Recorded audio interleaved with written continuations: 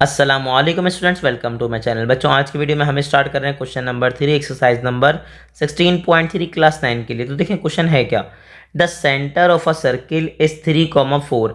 Sir basically मेरे पास एक circle है, उसका सेंटर क्या है 3,4 and one of its and point of a diameter is 4,5। Sir एक बेसिकली डायमीटर के जो बेसिकली एक एंड पॉइंट है वो क्या है 4,5। Find the point of the other and, दूसरा कोना फाइंड कीजिए। अब पहले मैं आपको समझाता हूँ सर्किल। सर बेसिकली मेरे पास अगर एक सर्किल गिवन है तो याद रखिएगा डायमीटर क्या होता है, ऐसी लाइन जिसके दोनों एंड पॉइंट कहाँ पर हों, सर्किल के ऊपर हों, और वो कहाँ से पासेस थ्रू करे, कहाँ से गुजरे, सेंटर से। ठीक है, याद रखिएगा ऐसी लाइन को आप क्या कहते हैं, डायमीटर। लेकिन अगर लाइन ऊपर हो गई सेंटर से या नीचे हो गई तो आप उसे क्या कहते हैं, कॉर्ड। क्या कहते हैं, कॉर्ड।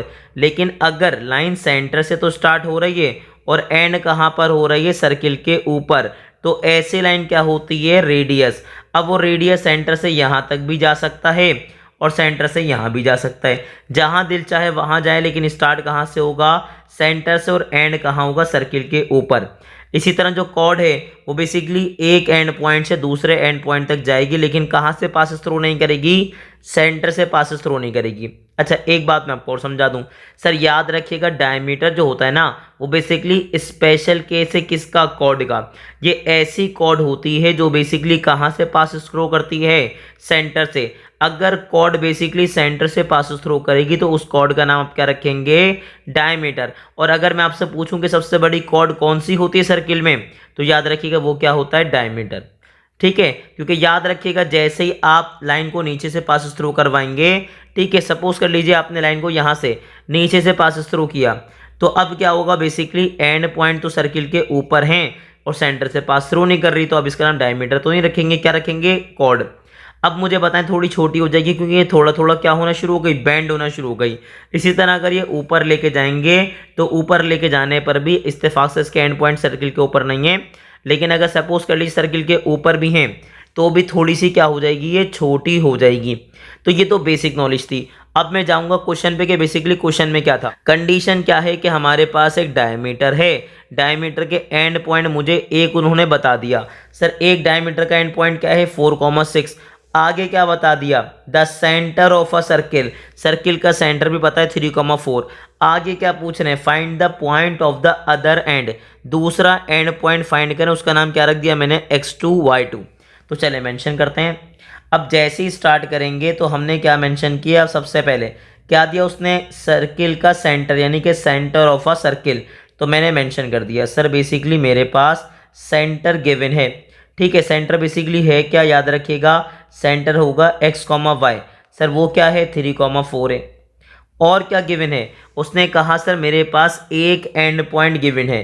तो एक एंड पॉइंट गिवन है यानी कि याद रखिएगा पहले पॉइंट का नाम मैंने क्या मेंशन कर दिया, x1 y1। तो मेरे पास x1 y1 गिवन है, यानी कि गिवन क्या है 4,6।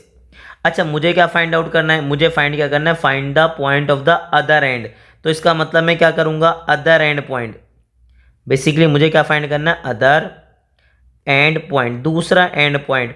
उसका नाम मैंने क्या मेंशन किया, उसका नाम मैंने मेंशन कर दिया x2 y2, जो कि आप देख सकते हैं फिगर में।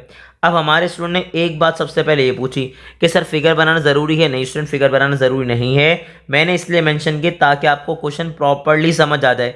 अब मैं जैसे ही आया तो मैंने एक बात मेंशन की जो मैंने क्वेश्चन नंबर 2 में मेंशन की थी। सर सेंस, मैं एक बात जानता हूँ, सर मैं क्या जानता हूँ, जो सेंटर है वो क्या है, is the mid point. Sir centre is the mid point. तो मैंने क्या मेंशन किया, sir centre is the mid point. Sir किसका मिड पॉइंट है, ऑफ डायमीटर। सर बेसिकली याद रखिएगा जो सेंटर है वो आपके पास डायमीटर का क्या होता है, मिड पॉइंट होता है। ठीक है, डायमीटर का क्या होगा, मिड पॉइंट।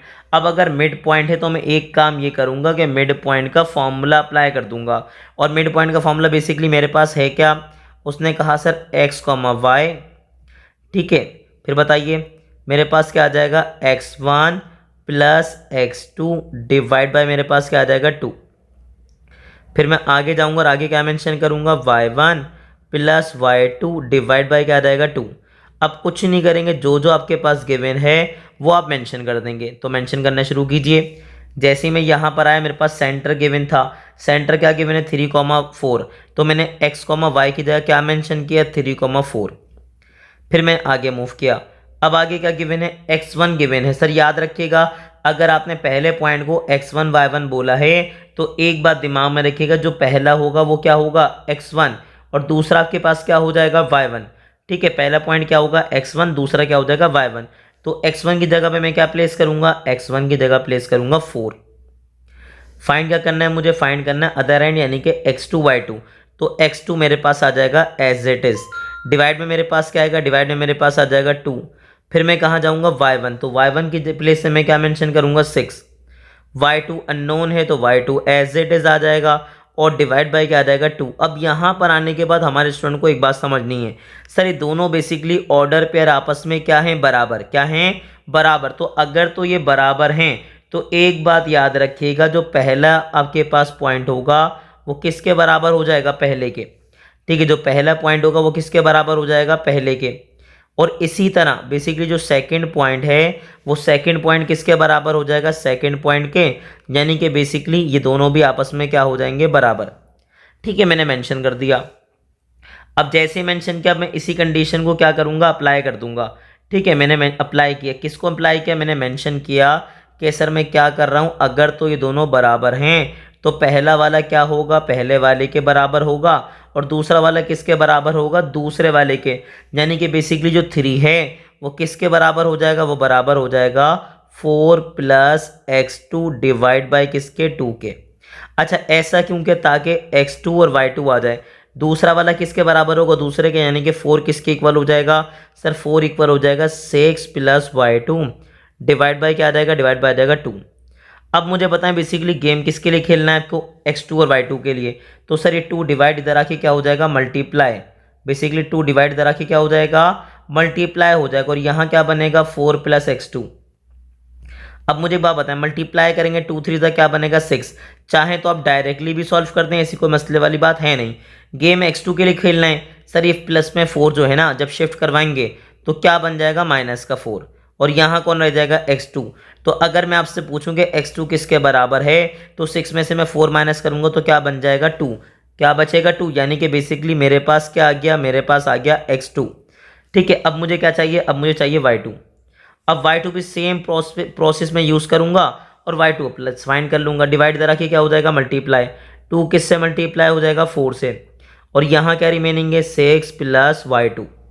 जैसे मल्टीप्लाई करेंगे 4 2 8 आ जाएगा, 6 के साथ आ जाएगा +y2। गेम खेलना y2 के लिए, 6 के साइन कुछ भी मेंशन नहीं यानी कि प्लस है, तो यहाँ पे आके क्या हो जाएगी माइनस। यानी कि बेसिकली y2 किसके बराबर आ गया, उसने कहा सर y2 बराबर आ गया 8 - 6 यानी कि किसके बराबर आ गया 2 के। तो मेरे पास x2 भी आ गया, y2 भी आ गया और मुझे फाइंड आउट क्या करना था, सेकेंड एंड पॉइंट। सर मुझे क्या फाइंड करना था, सेकेंड एंड पॉइंट, जो कि बेसिकली मैंने क्या कर लिया, फाइंड आउट कर लिया। ठीक है, तो मैं क्या मेंशन करूंगा, मैं मेंशन कर दूंगा द अदर एंड पॉइंट। ठीक है सर जी, मैंने क्या मेंशन किया, द अदर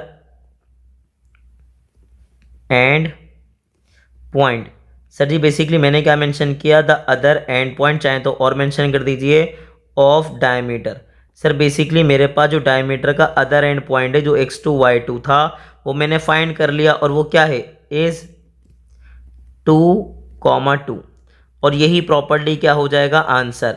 तो मुझे पूरी उम्मीद है कि आपको क्वेश्चन नंबर 3 बहुत अच्छे से समझ आ गया होगा और ये पेपर पॉइंट ऑफ व्यू से बहुत ज़्यादा इंपॉर्टेंट है। तो आपको इसकी भरपूर प्रैक्टिस करनी है और ऐसे इन्फॉर्मेटिव वीडियोस देखने के लिए हमारे चैनल को लाइक करें, सब्सक्राइब करें, ज़्यादा से ज़्यादा शेयर करें और हमें कमेंट बॉक्स में ज़रूर बताइए कि आप किन टॉपिक्स पर वीडियो देखना चाहते हैं और आप क्या चाहते हैं कि हम आपको प्रिपरेशन पेपर, अबाउट पेपर ज़रूर दें। तो अगर आपको हमारा प्रिपरेशन पेपर चाहिए या इंपॉर्टेंट गेस्ट पेपर चाहिए तो हमें कमेंट बॉक्स में ज़रूर बताइएगा।